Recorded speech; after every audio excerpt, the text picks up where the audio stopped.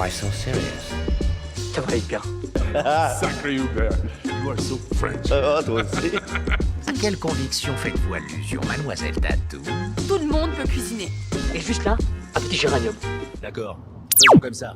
Bonjour à tous et bienvenue dans ce nouvel épisode de Name Drop, votre podcast hebdomadaire sur le cinéma. Je suis toujours en compagnie de mon Oui. fidèle acolyte Maxime. Comment tu vas, Maxime? Ça va et toi?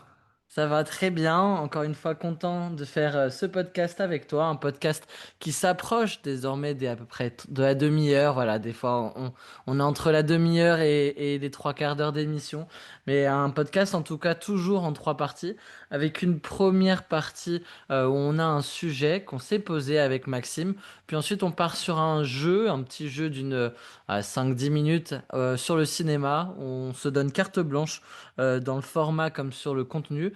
Et puis, vous avez maintenant l'habitude avec cette dernière partie en deux temps où chacun, on va poser une question un peu hot take, un peu pimentée ou quoi à l'autre. Donc voilà un peu la formule de name drop. Yes.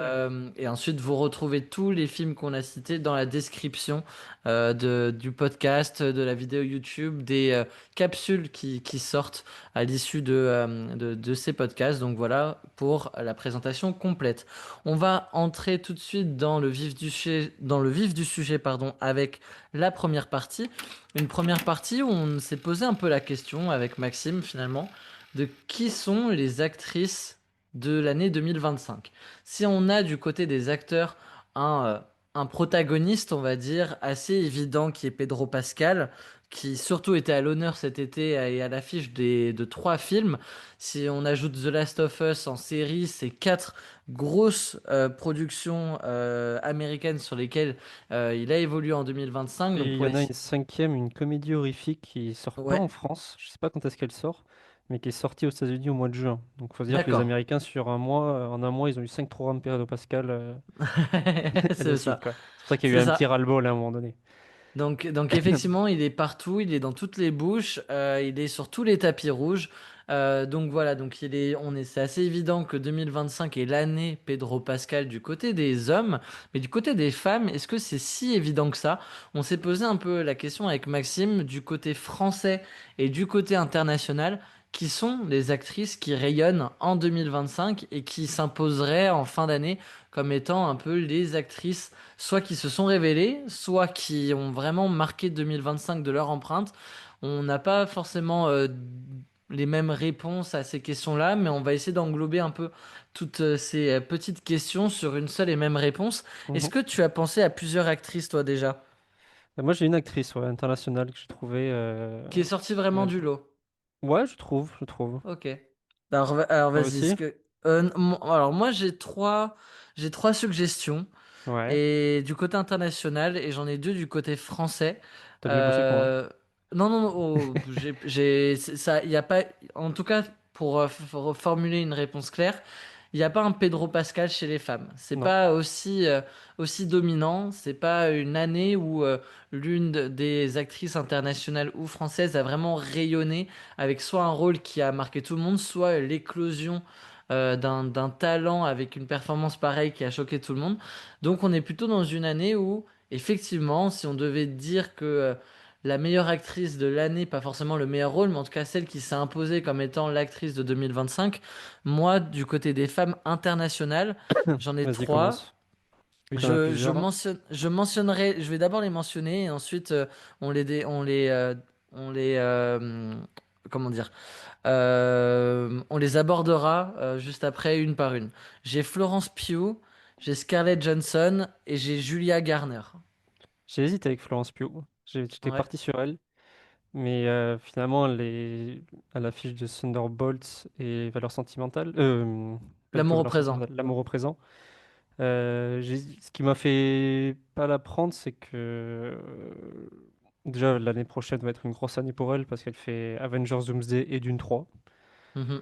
Je me dis que ça va être l'an prochain sa grosse année, qu'on la voit quand même de plus en plus. Mais ouais, Florence Pugh, je suis bien d'accord. Toi, t'as qui? Moi, j'ai Elle Fanning. Qui ça? Elle Fanning. Ok. Ellie Qui Fanning, je joue sais pas dans son quoi? prénom. Ben, Ellie Fanning, elle a commencé l'année Ah, avec Un Ellie parfum Fanning. inconnu de James Mangold. Donc on est D'accord. dans un registre film d'auteur, gros budget américain quand même, gros Oui, oui, oui. biopic. Elle a enchaîné avec Valeurs sentimentales, peut-être pour ça que j'ai fait un lapsus il y a 20 secondes, de Mm. Joachim Trier. Donc là, elle part faire un film vraiment beaucoup plus auteur du côté du Danemark, si je dis pas de bêtises. Mhm. Et en fin d'année, elle va sortir dans le prochain Predator, Predator Badland, où elle joue, de ce que je comprends de la bande-annonce, une androïde. Donc on a vraiment trois rôles déjà dans une année, ce qui n'est pas le cas de beaucoup d'actrices de ce que Ouais. j'ai recherché. Et j'aime beaucoup la largesse de Du son spectre, prouve. ouais. Voilà, on a trois films qui sont totalement différents, dans des registres différents. Alors, Elle Fanning, c'est pas la révélation de l'année, parce qu'on est quand même sur une actrice, j'ai en me renseignant un peu, qui avait fait son premier film à l'âge d'1 an et demi. Donc, c'est quelqu'un qui est Hmm. rentré dans le système d'acting depuis toujours, mais on l'avait plus trop vu ces derniers temps. Et là, cette année, elle revient avec trois films que j'ai. Bon, alors, il y en a un qu'on n'a pas encore vu, mais deux films que j'ai bien appréciés pour le coup. Et je pense, ouais, c'est finalement une des actrices les plus en vue de cette année. Et je pense dans Valeurs sentimentales, elle a un second rôle qui peut même être oscarisable. Ok. Donc voilà. Ouais, j'ai pas vu, moi. Je l'ai pas vu, Valeur Ah, ça a sentimentale. rattrapé. Ouais, ouais, je sais. Le Grand Prix avec Syrah de cette année. Mais j'ai Mm. pas eu le temps cet été d'aller le voir. Donc je pourrais pas te contredire. J'ai vu Un Parfait Inconnu, mais c'est pas sa performance ne m'a pas non plus troublé. Mais effectivement, si tu l'as vu dans ces deux films-là et qu'elle t'a plu à deux reprises et qu'en plus elle finira avec le Predator, Ouais. potentiellement elle peut, en tout cas, elle peut être dans la conversation. Moi, Florence Pugh. Parce que je pense que cette année, elle s'est peut-être plus imposée que les années précédentes. Donc je dirais que s'il y a quand même pas une sorte de tremplin, mais une sorte de confirmation dans son année comme une des actrices américaines les plus bankable sur le marché, je dirais Ouais. maintenant. Mais elle est super, hein. Euh, oui, oui, Moi, toujours j'adore vraiment super, Florence mais Pugh. depuis bien longtemps hein, qu'on la connaît. Mais cette année, tu vois, elle est à l'affiche à la fois d'une comédie romantique indépendante signée A24, tu vois, un truc plus petit budget, et ensuite le blockbuster Marvel Thunderbolt. Effectivement, l'année prochaine, ce sera deux gigantesques films qui l'attendront. Mais moi, j'ai l'impression que c'est cette année, justement, dans une année où il n'y a pas une évidence, où bah, en fait, du coup, tu dis, bah, c'est peut-être cette année-là aussi où quand on regarde un peu quelles ont été les grandes actrices américaines qui ont joué dans des films, oui, on a eu Nicole Kidman pour un petit Baby Girl en début d'année, on a eu Sky Johnson pour le gros Jurassic World, et puis ensuite on a eu Florence Pugh à deux reprises pour deux bons films cette année, avec du coup, moi je pense que ouais, et puis en fait, tu vois, c'est marrant parce que je dis que c'est cette année qu'elle devient un peu plus bankable et l'année prochaine elle joue dans les deux super productions. Donc ça confirme un peu mon Oui. propos. Oui, puis j'ai l'impression que son rôle dans Thunderbolt, même si c'est la troisième fois qu'on la voit dedans, parce qu'elle était dans le film Black Widow Mm, et par la suite la série Hawkeye, les gens, c'était moi le beau premier, hein. On s'est pas trop attaché à son personnage dans ces films-là. Black Widow, je trouve que c'est vraiment le film oubliable du MCU par mm, excellence. Et la série Hawkeye était pas du tout une des meilleures. Vraiment, je pense qu'elle doit apparaître sur deux épisodes grand max. mhm. Et on a eu quand même, même si le personnage était déjà dans le MCU, on a eu une révélation quand même cette année avec ce rôle. Je pense que c'est maintenant que les gens sont mis à s'attacher à son personnage de Ouais. Florence Pugh par rapport à Thunderbolt. Même si on l'avait Voilà. déjà vu avant.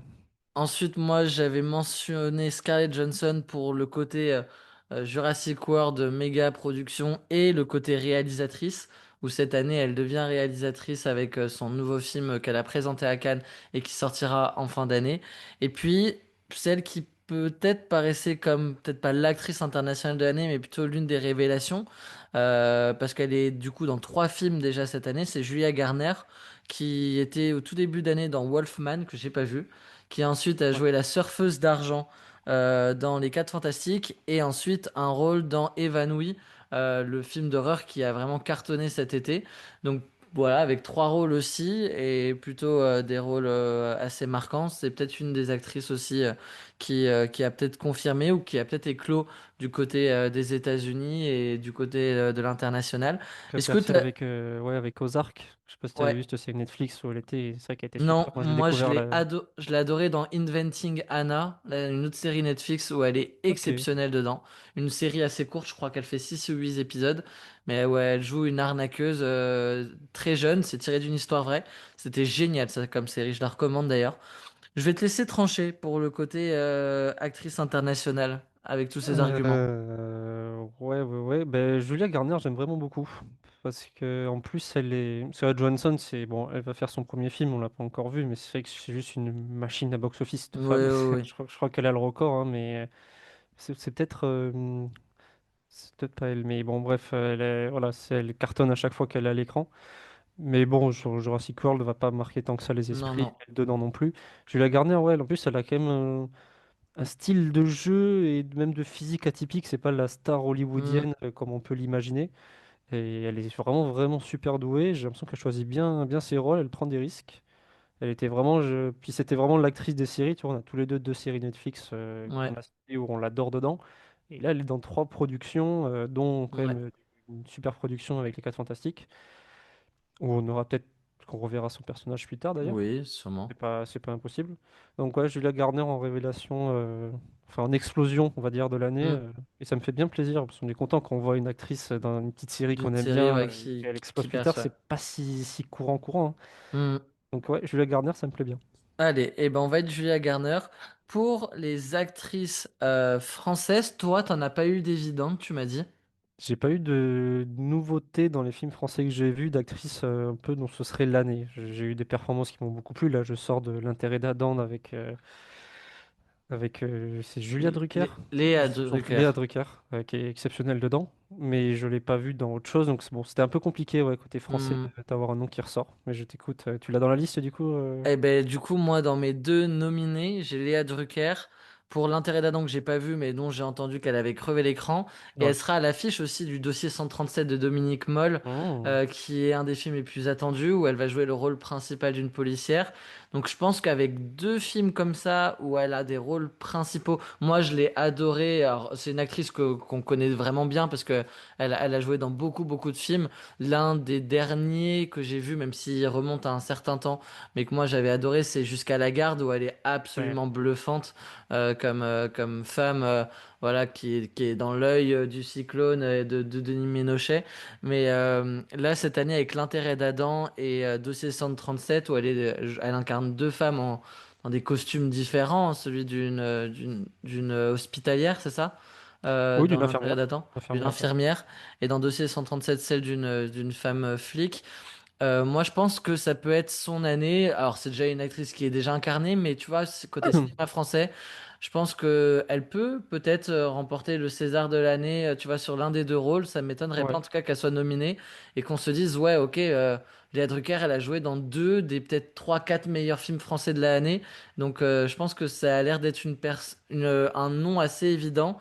Le deuxième, tu pouvais pas le sortir parce que tu l'as pas encore vu, mais c'est la jeune Nadia Meliti, révélation à Cannes, qui est partie avec le prix d'interprétation féminine pour son rôle dans La Petite Dernière d'Avzierzi, un film que je ne cesse de vanter les mérites à chaque fois que je parle de cinéma en podcast ou dans la vraie vie. Et je pense que Nadia Meliti a tout d'une très grande future actrice, alors qu'elle n'était pas forcément destinée à l'être. Donc voilà. Donc moi, je citerai les deux. C'est marrant, j'ai une actrice confirmée et puis j'ai une révélation, Ouais, donc c'est ça me bien. va bien. Ça prouve Voilà. qu'il y a de la richesse dans notre cinéma et dans les rôles qu'on peut avoir au cinéma français, c'est bien.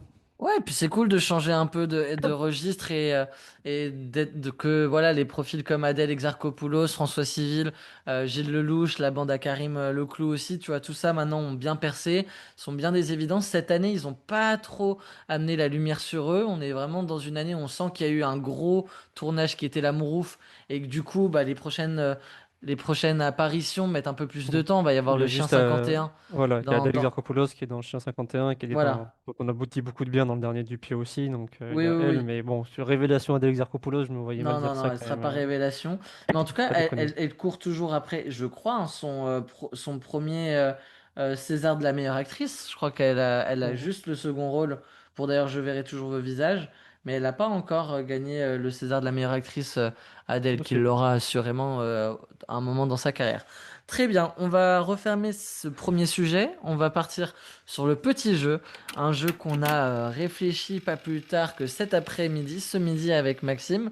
Et en fait, on s'est dit, viens, on parle de 10 films.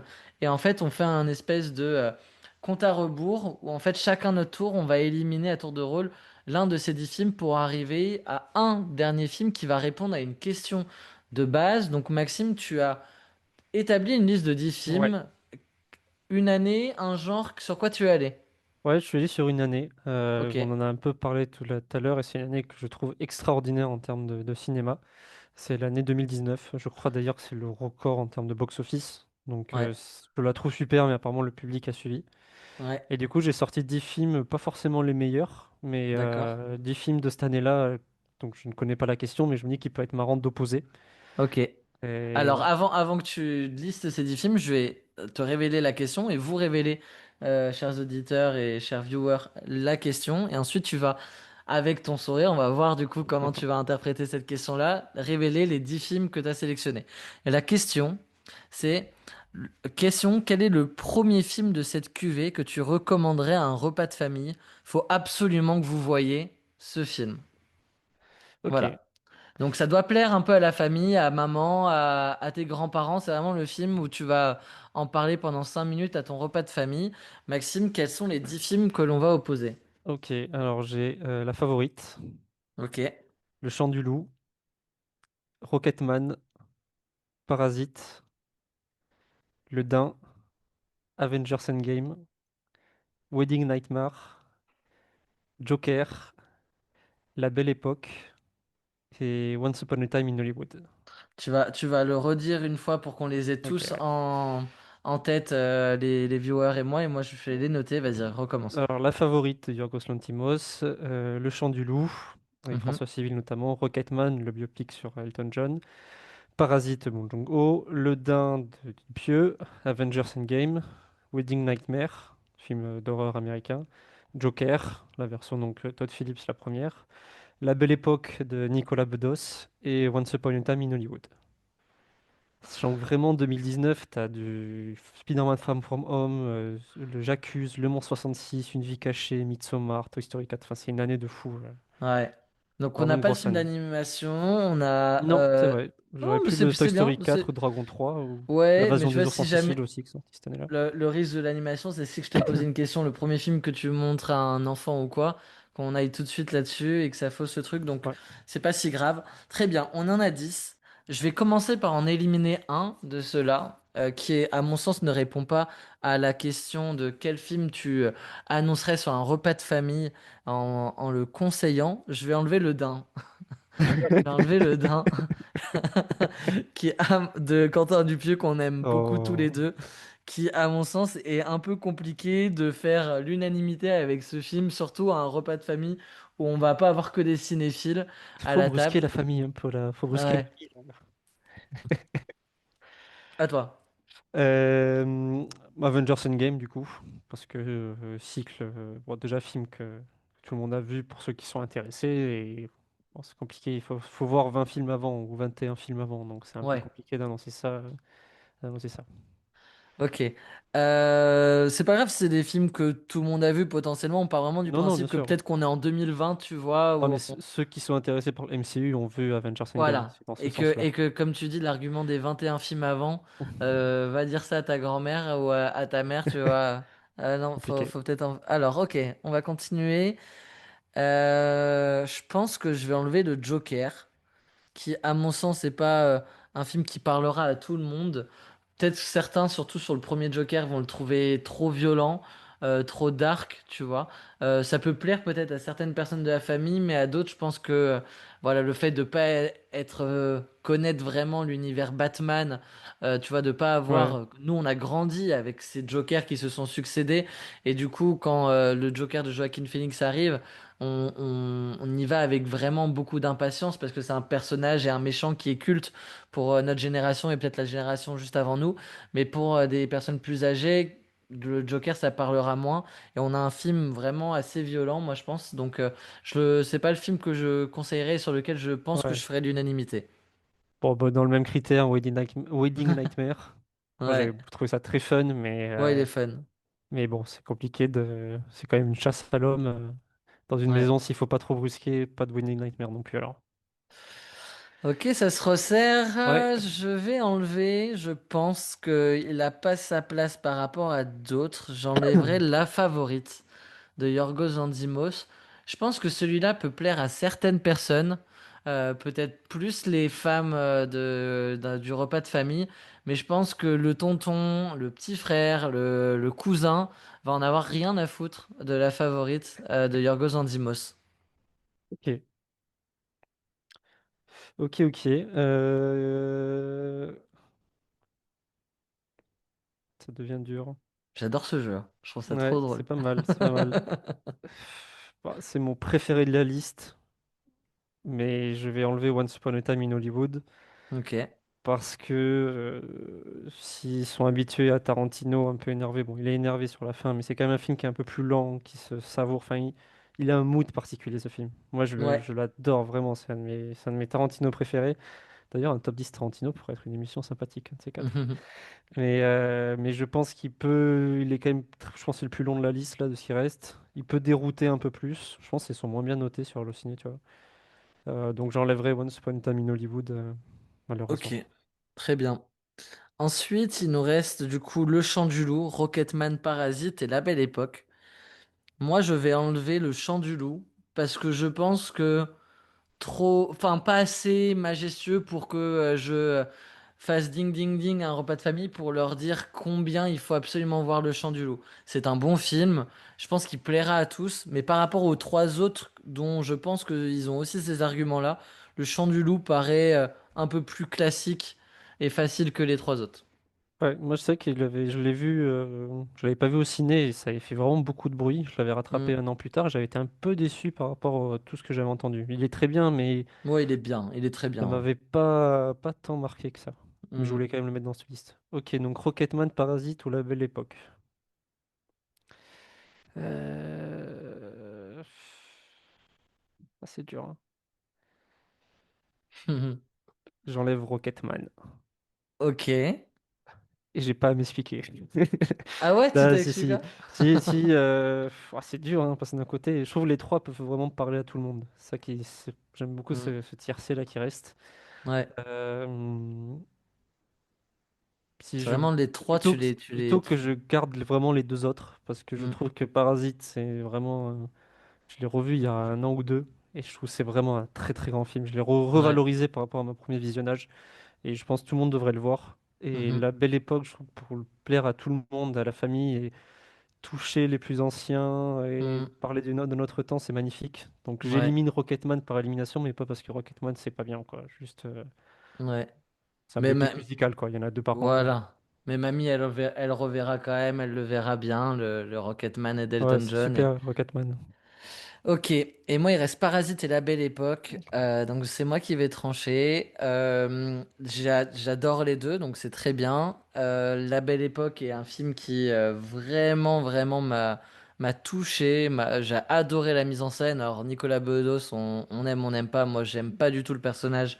Le cinéma, je suis pas non plus fan, j'ai pas vu de grand chose de lui qui Tu lui m'a en veux vraiment pour plu. OSS 117.3, dis-le, dis-le. Non, bon, c'était pas si mauvais que ça. Je pense que Non. par rapport à Brise 3, Brise de Nice 3, qui est une atrocité et une immondice, OSS 117.3 arrive à s'en sortir avec trois éclats de génie, mais c'est tout, effectivement. C'est raté par rapport à la patte de Hazanavicius.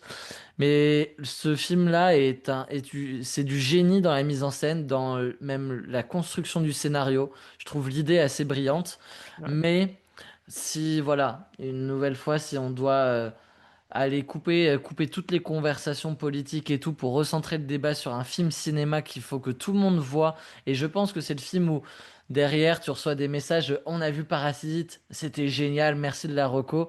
C'est peut-être facile d'aller sur Parasite, mais après c'est une grande année 2019 et c'est un des... Voilà, c'est le plus grand film du 21e siècle d'après les New York Times et tout. Et je pense que tu peux pas le faire perdre face à la belle époque non plus. Mais en tout cas, je pense il répond aisément Et ce qui peut être à bien, cette c'est que question-là. il y a beaucoup de gens qui sont fermés à l'idée du cinéma asiatique. Je sais Oui. pas trop l'expliquer, mais il y a un blocage un peu sur le cinéma notamment coréen, et c'est l'occasion de casser Mm. un peu les codes. Et ce film-là a fait beaucoup de bien au cinéma coréen, parce qu'il y a plein de gens qui se sont intéressés suite à sa Ouais. victoire aux Oscars, et qui ont vu la qualité, et qui sont allés creuser un peu plus de ce qui se faisait dans ces pays-là. Donc voilà, donc on va dire que c'est pas, enfin on va dire, on affirme même que c'est Winner, Parasite, le film qu'on conseillerait lors d'un repas de famille à l'ensemble de sa famille. Très bien, ok. on va refermer du coup ce sujet et on va finir avec nos deux petites questions, Maxime. La première, on est un peu sur de l'actualité puisque Ouais, va arriver dans les prochains jours. C'est le pour lendemain, normalement. la sortie du 1er octobre, il y Mhm. aura The Long Walk, ou avec le titre français Marche ou crève, un film adapté d'un roman de Stephen King. Dans quelques semaines, ensuite, on aura The Running Man, à nouveau Mhm. une adaptation de Stephen King. Dont on a Et parlé dans la première émission, d'ailleurs. exactement, avec Glenn Powell, une des attentes de Maxime cette année pour la fin d'année 2025.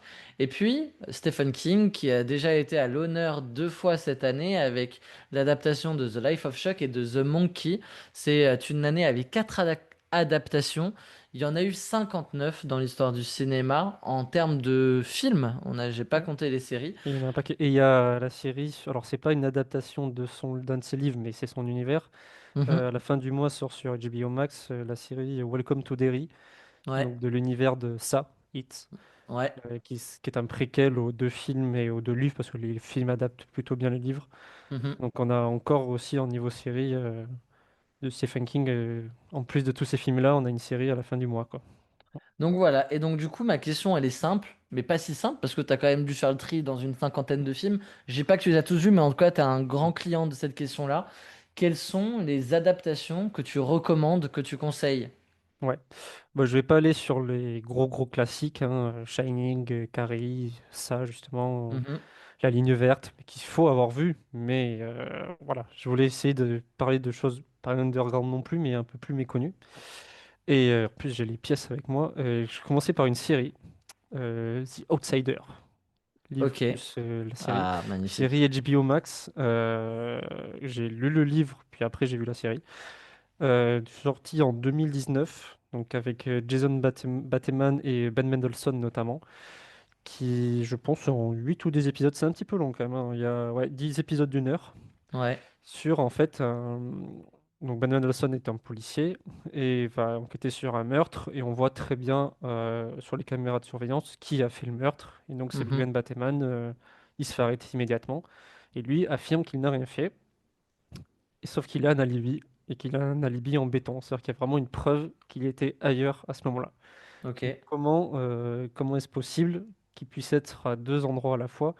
Voilà, c'est quelqu'un qui est un professeur de lycée dans une sorte de petite banlieue américaine où tout va bien, tout le monde est gentil, qui Mhm. paraît vraiment pas être capable de faire un meurtre d'une violence qui est vraiment horrible sur un enfant d'11 ans, mutilé, violé, enfin quelque chose de vraiment, on est dans le plus crasseux possible. Ok. Et on va aller dans cette enquête-là et jusqu'à tomber, mais comme ce que j'aime beaucoup chez King, c'est quand on est dans un univers réaliste et qu'il y a une soupçon de Oui. paranormal fantastique qui arrive, quoi. On n'est pas Mhm. dans un grand monde fou, mais voilà, on a juste une dose de paranormal. C'est pas de la Et comment... science-fiction, mais Non. il y a ce côté-là un peu magique et Et, surnaturel. et donc, il faut que ces personnages qui sont très ancrés dans le réel, donc qui n'ont pas un policier, je sais plus si c'est du FBI ou de la police locale, mais il va pas avoir recours à des pratiques d'aide paranormale pour trouver Mhm. ça. Il est dans le premier degré. Non, il est sur les preuves, sur quelque chose qui peut être amené à un jury. Et donc, comment cette enquête-là va se dérouler en Géorgie.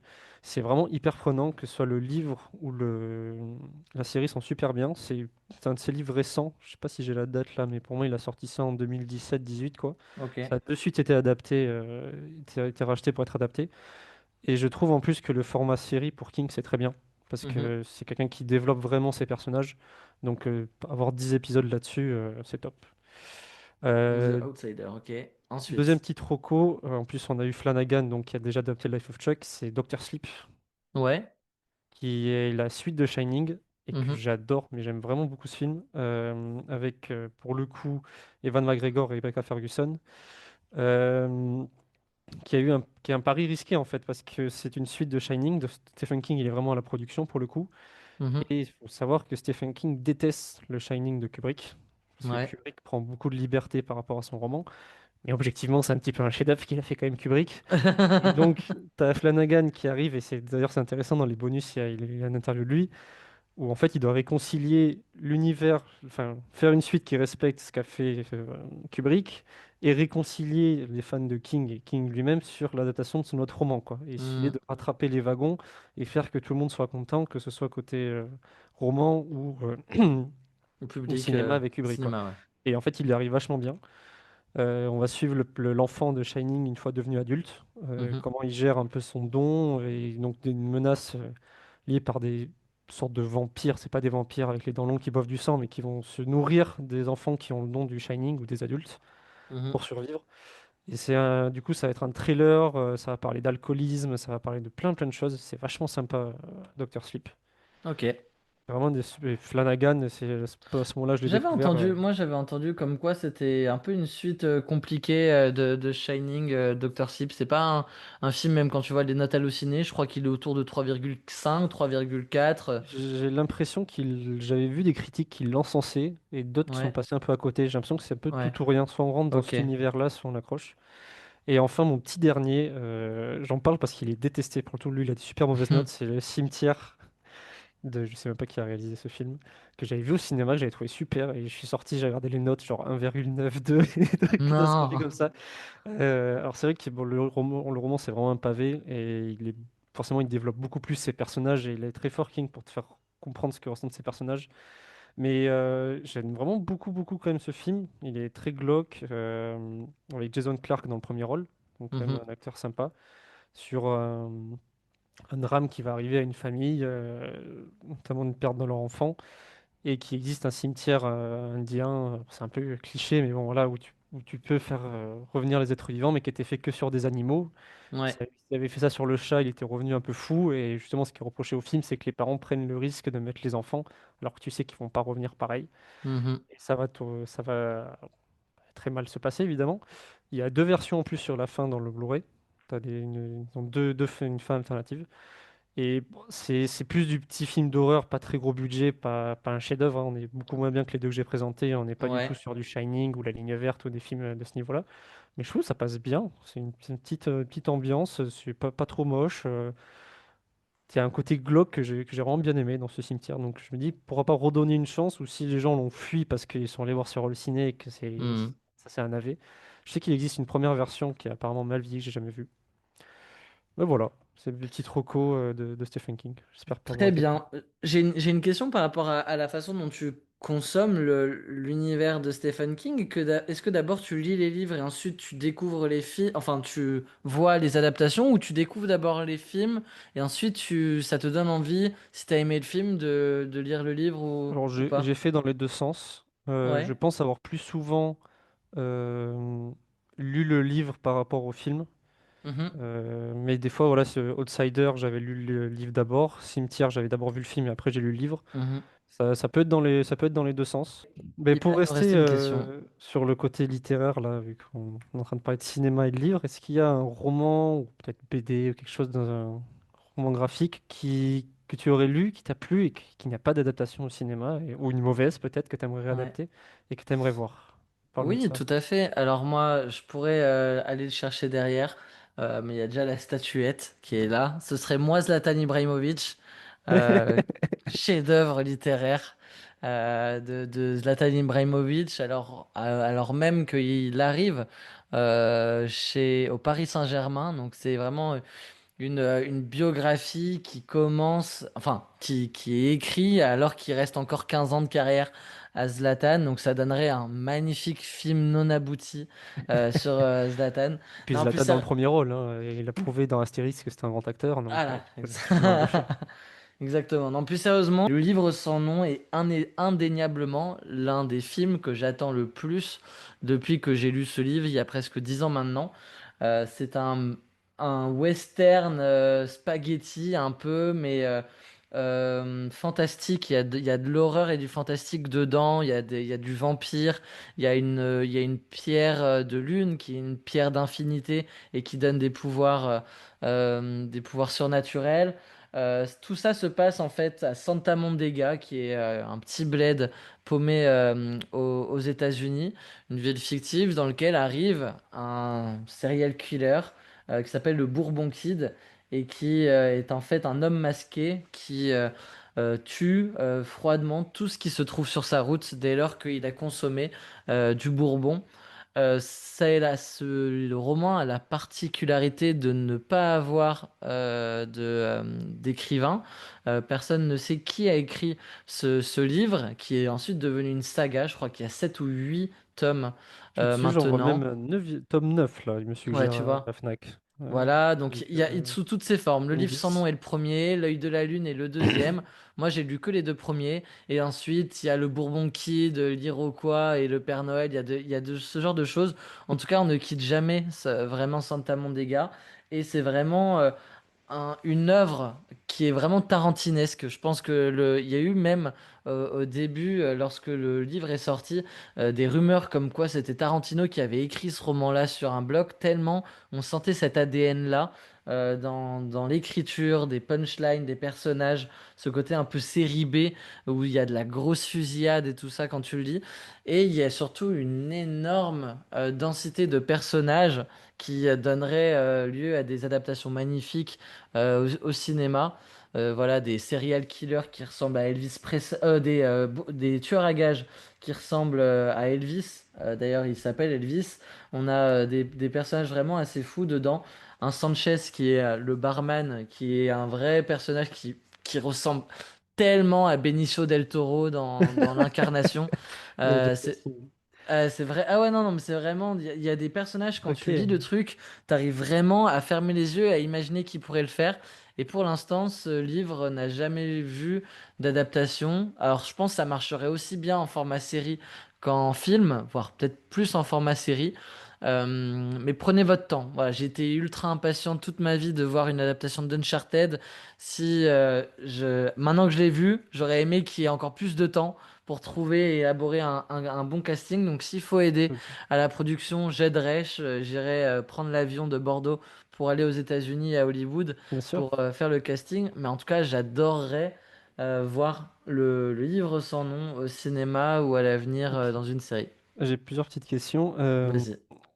Tu dis, alors peut-être que tu sais pas, mais j'ai l'impression que oui, il y a donc plusieurs tomes. C'est quand même ce même écrivain qui a repris des tomes, ou est-ce que c'est, vu que c'est anonyme, c'est d'autres personnes qui reprennent? Ah bon, on sait pas, c'est toujours un anonyme.